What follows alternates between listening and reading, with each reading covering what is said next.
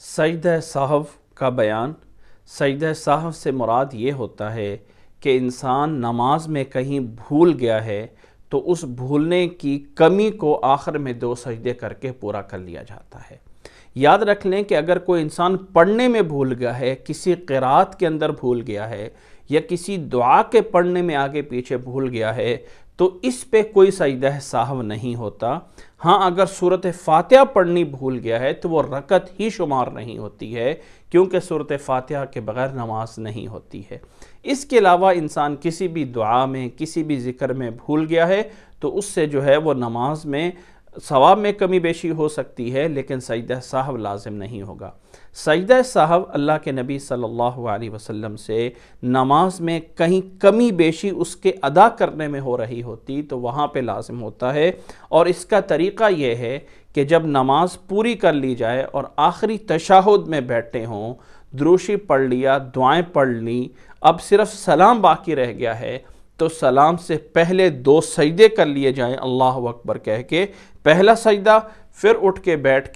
بیٹھنے کے بعد پھر جو ہے وہ دوسرے سجدے میں گئے، اور پھر دوسرے سجدے کے بعد جو ہے وہ سلام پھیر لینا۔ یہ ہے اللہ کے نبی صلی اللہ علیہ وسلم سے سجدہ سہو کا طریقہ۔ اسی طرح سلام پھیر کر پھر 2 سجدے کر لینا الگ سے بعد میں، یہ بھی سجدہ سہو کے طریقے میں جائز ہے۔ نبی صلی اللہ علیہ وسلم سے اس بارے میں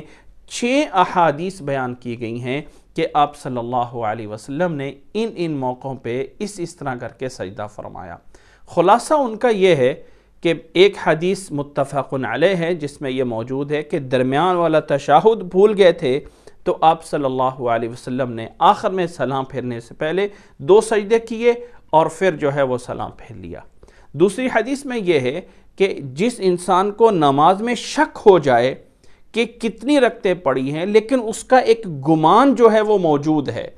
کہ نہیں پڑھی میں نے 3 ہی ہیں، شک ہے کہ پتہ نہیں 4 نہ ہو گئی ہوں، لیکن غالب گمان یہ ہے کہ 3 پڑھی ہیں، تو یہ انسان جو ہے وہ اپنی 3 رکعتوں ہی کو سمجھ کے جس پہ یقین ہے اتنی پڑھ کے باقی کو پورا کر لے گا، تو یہ بھی جو ہے وہ 2 سجدے سلام پھیرنے سے پہلے کر لے اور پھر سلام جو ہے وہ پھیر لے۔ مسلم کی روایت میں یہ موجود ہے۔ اور تیسرا یہ ہے کہ شک پڑ گیا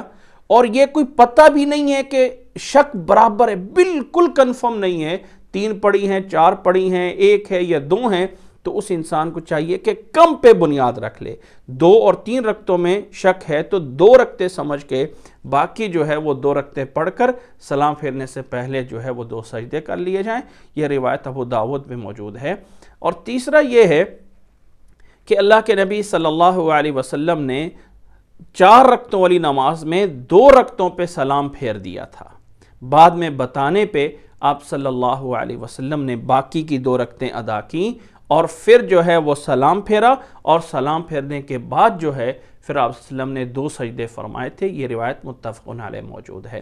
5ویں یہ ہے کہ آپ صلی اللہ علیہ وسلم نے 4 رکعتوں والی نماز میں 3 رکعتوں پہ سلام پھیر دیا تھا، بتانے پہ آپ نے باقی جو ہے وہ 1 رکعت ادا کی اور سلام پھیر کر پھر 2 سجدے کر لیے اور پھر آخر میں پھر سلام پھیر لیا۔ یہ مسلم کی روایت میں موجود ہے۔ اور 6 واقعہ یہ ہے کہ آپ صلی اللہ علیہ وسلم نے 4 رکعتوں والی نماز کو 5 رکعتیں پڑھ دیا تھا، پھر آپ کو یاد آ گیا تو آپ صلی اللہ علیہ وسلم نے 2 سجدے کر لیے اور پھر جو ہے وہ سلام پھیر دیا۔ یہ متفق علیہ روایت میں موجود۔ خلاصہ اس مسئلے کا یہ ہے کہ نماز میں جب انسان ادائیگی کے اندر رکعات کی تعداد میں کہیں بھول جاتا ہے، کم پڑھ لیتا ہے، تو اسے باقی پورا کر کے 2 سجدے کرنے ہوتے ہیں، یا وہ زیادہ پڑھ لیتا ہے اور بعد میں یاد آنے پہ صرف 2 سجدے کر لینے ہوتے ہیں، اور یہ 2 سجدے آخر میں درود شریف کے بعد، دعائیں پڑھنے کے بعد، سلام پھیرنے سے پہلے بھی کیے جا سکتے ہیں، اور سلام پھیر کر بعد میں بھی 2 سجدے کیے جا سکتے ہیں۔ اسے سجدہ سہو کہا جاتا ہے۔